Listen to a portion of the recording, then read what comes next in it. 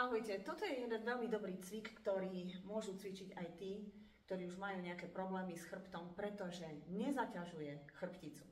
Ľahneme si na podložku a to tak, že chytíme vnútro stehien, hlavu a plecia zodvihneme hore.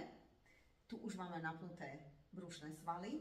Nohy ohneme do pravého uhla, takže stehná s lítkami tvoria pravý uhol. Ruky predpažíme tesne k zemi a budeme sa dvíhať len 5-6 cm hore a späť. Viac menej sa snažte pozerať hore k stropu, nie tu. Dobre? Aby sme zaťažovali celú brušnú dutinu, a teda aj všetky brušné svaly, priame, priečné.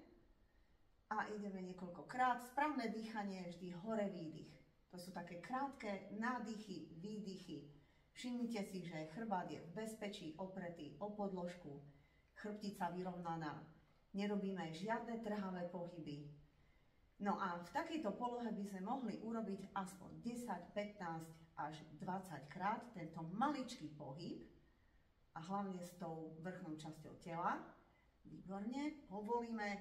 Nezabudnite si potom urobiť stretching, to znamená, že natiahnete sa na podložke, vystriete ruky, nohy ťaháte dopredu a tým si môžete krásne povyťahovať to, čo ste pred chvíľou precvičovali. Nezabúdajte doplňať veľmi dôležitý doplnok výživy a tým je kolagén. Pokiaľ nemáte svoj obľúbený, choďte na moju stránku www.zora.sk a takisto pozrite si, aké akcie pre vás pripravujem.